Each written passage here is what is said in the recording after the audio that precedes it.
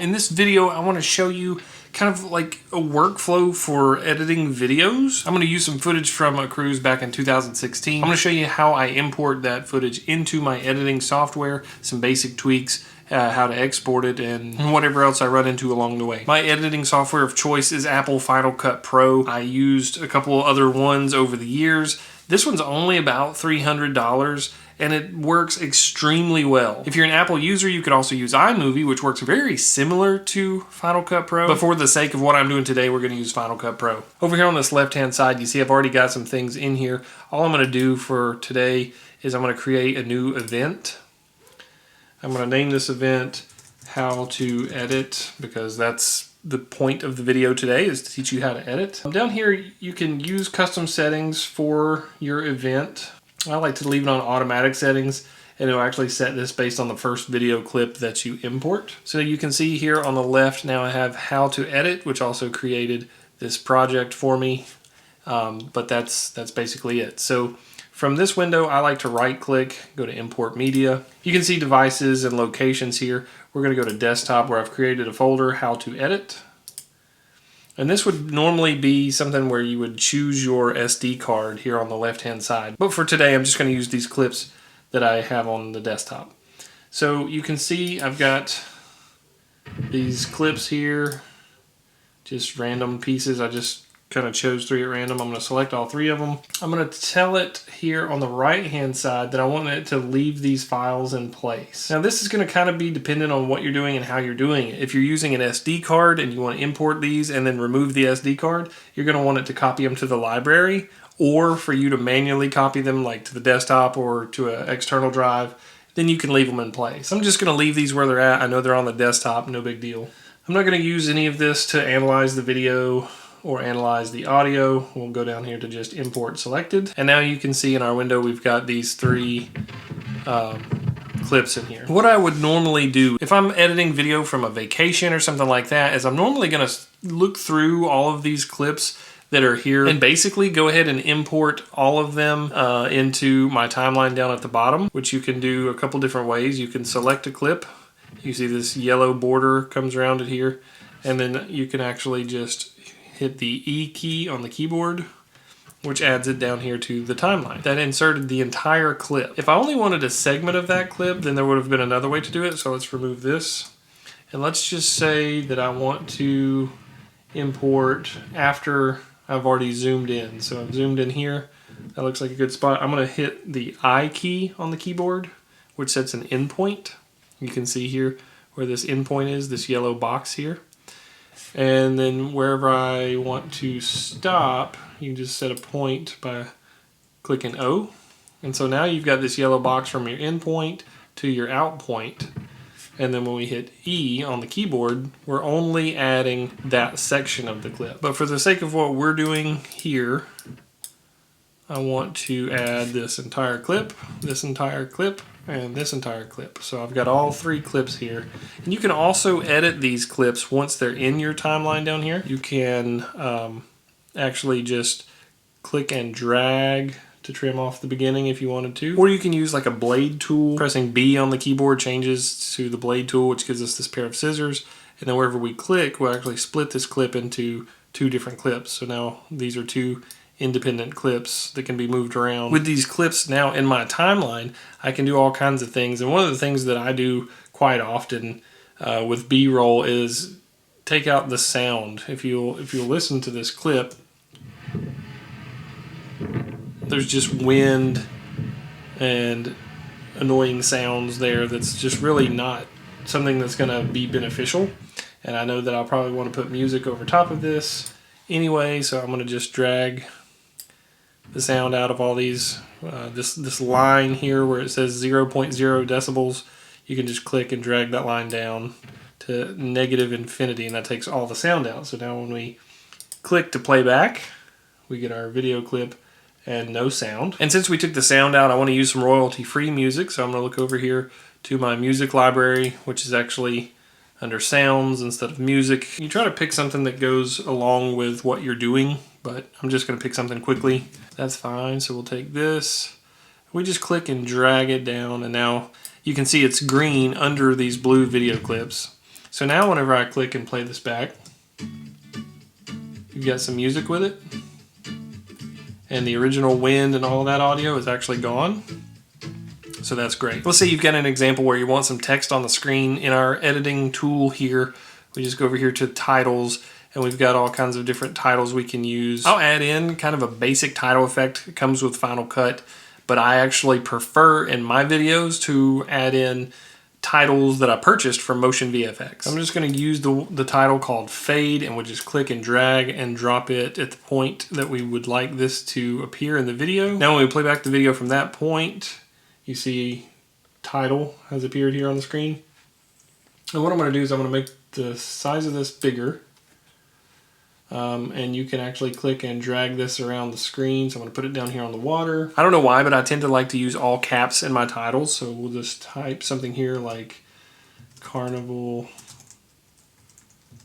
Sunshine, I think is what this was. Make it appropriately sized. And now we've got our title that shows up and goes away. In a lot of my vacation videos, I'll use voiceover.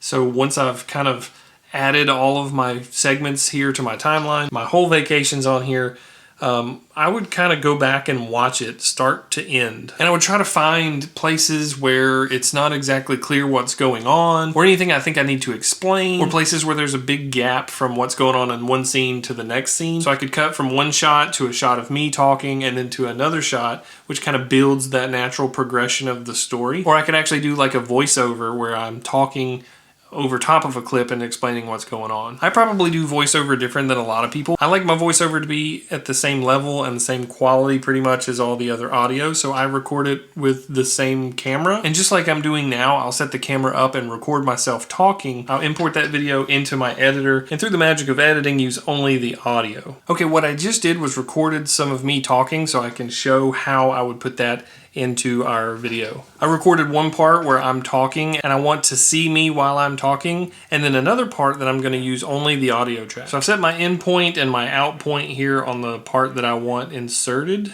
So I'm just going to insert that in, and without the music or without the audio playing, you can see here that you've got segment 1 and then cutting to me talking about that was segment 1. Now this is segment 2, and then there's segment 2. One thing to note is I've got this music added already, so if I play this back, the music is covering up my audio, and we'll fix that here in a few minutes. So in the second part that I want just the audio for like voiceover, I'm going to set my endpoint there. Here I'm talking. Okay, and there's my out point. You can just take this, you can detach the audio from it, move this audio to wherever you want it, and delete this original clip. So now you can just see this audio here that will be under this video. So the issue we had with the music being too high while I was talking, we need to take that audio level of the music down. Now, you can cut it, which will be abrupt, but if you know you're going to come right back, I actually dip the audio down and then bring it back up. So I'm going to show you how I do that. This is the music layer here, this green at the bottom. And here, this blue is my video where I'm talking. You can see my waveform running across the bottom here. So we're going to use keyframes in order to do this. So I'm going to set the playhead over here on the left side. We're going to go to our audio, and this little thing here is a add keyframe. So we're going to advance this ahead, the playhead a couple frames here. We're going to put a keyframe, then we're going to advance a few more, add another keyframe, go to the end, add a keyframe, add another keyframe. So now I can take this middle section and I can drop this down. And you see it makes a curve here from 0 decibels to minus 15 decibels. And then from this side, from minus 15 back up to 0. So that gives us a fade of that audio. It fades down and then fades back up. So let's play that back. So your transition from segment 1. That was segment 1. Now we're going to go to segment 2. To segment 2. And we're going to do the same thing for the voiceover. So we're going to do the same thing. We're going to select the audio track. We're going to set our playhead in here. Add a keyframe and I hit play. Add another keyframe. Let it run to the end. Add a keyframe. Add another keyframe. You gotta have 4 because that gives you the transition on each side. We also pull that down to -15 to match the other. And now let's see what this one sounds like. Now I'm telling you about segment 2 and you really like it. Now, one thing that I've noticed there is the timing is not great, so we'll move this over. Maybe move this one back. And then our voiceover is a little weak, so I'm actually going to pump that up. And let's say I want some text over top of those segments as well. I'll go back here to the beginning and take my Carnival Sunshine. I'm going to hold Option on my keyboard, click and hold, and I can drag another one out and drop it. And shorten it down here. And then I can change it to say segment 1 to segment 2. Now you see how like the desk is blown out right here and the white text doesn't look good? Yeah, pay attention to stuff like that. You can adjust your color of your text, or you can go down and actually add a drop shadow, which will help bring that back. But I like to be consistent, so if I add a drop shadow on this one, I might go back and add one here. That's up to you. And then the same thing, I'll option click and drag out another one, and I'll put it somewhere over this voice part to say segment 2 on this one. So that's kind of the basics. Let's go back now and look, and we'll realize that my music track is actually longer than my video clip. So let's say that this is some sort of outro or ending or whatever. I can actually drag this back, which trims off the end of it, and then I can click this little audio setting and drag it back, and that'll actually give us a fade.